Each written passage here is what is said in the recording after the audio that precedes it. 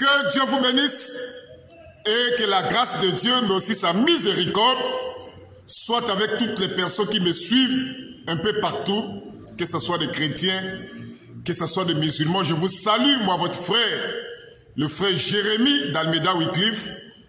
Je suis un serviteur de Dieu, mais aussi un prédicateur de l'évangile. Aujourd'hui, nous allons parler de Jean chapitre 1 à partir du verset 1, c'est-à-dire au commencement était la parole. Et la parole était avec Dieu, et la parole était Dieu. Parce que j'ai suivi une courte vidéo d'un débat entre un chrétien et l'un des élèves que Abdul Majid a fabriqué là-bas au niveau de la Côte d'Ivoire. Ils ont tenu un débat comme ça et le chrétien pose la question aux musulmans, c'est-à-dire l'un des élèves d'Abdul Majid qu'il a fabriqué au niveau de la Côte d'Ivoire. Il lui pose la question, est-ce que ta parole c'est toi-même? Le musulman répond, oui, ma parole c'est moi-même. Alors le chrétien lui pose la question, est-ce que la parole de Dieu c'est lui-même? Il dit que non, la parole de Dieu ce n'est pas Dieu lui-même. Vous voyez que ça c'est un problème en principe d'ignorance. Et le chrétien qui était sur le plateau devait lui répliquer avec Jean chapitre 1 à partir du verset 1 qui est plus que clair. Dans Jean chapitre 1 à partir du verset 1 il est écrit: au commencement était la parole.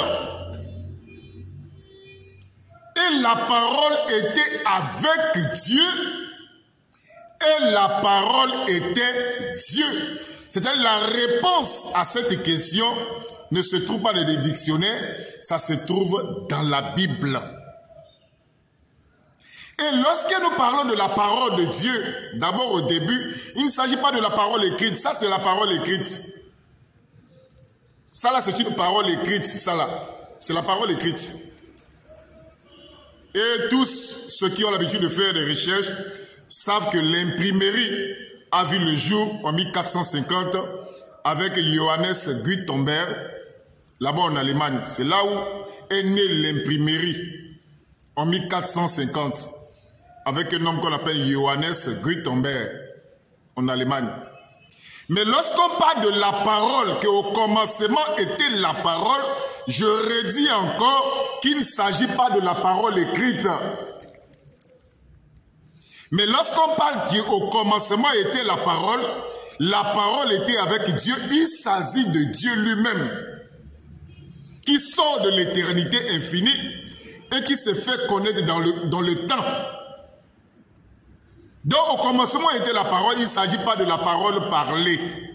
Il ne s'agit pas de la parole écrite, il ne s'agit pas de la parole écrite, mais il s'agit de Dieu lui-même, qui sort de l'éternité infinie et qui se fait connaître dans le temps.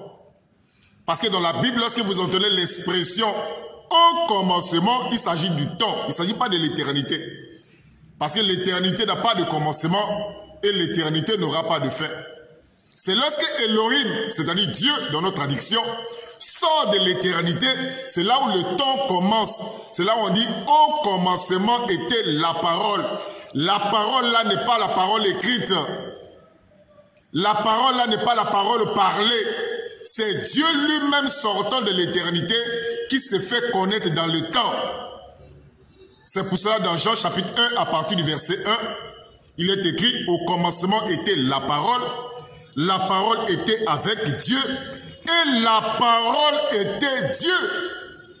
Donc la réponse est plus que claire dans la Bible. Mes frères, celui qui n'arrive pas à voir la divinité de Jésus-Christ, dans Jean chapitre 1, à partir du verset 1, est un aveugle. Parce que dans Jean chapitre 1, à partir du verset 1, jusqu'au verset 14, on parle de la divinité de Jésus-Christ, mais on parle aussi de l'humanité de Jésus-Christ. C'est pour ça que je viens de dire, celui qui n'arrive pas à voir la divinité de Jésus-Christ, dans Jean chapitre 1, jusqu'au verset 14, c'est un aveugle. C'est un aveugle où il n'a pas la révélation, ou c'est un aveugle. Parce que le texte de Jean chapitre 1 jusqu'au verset 14 nous parle de la divinité de Jésus-Christ et au verset 14 on parle de l'humanité de Jésus. Parce qu'au verset 14 de Jean chapitre 1, je vais faire rapidement une deuxième vidéo.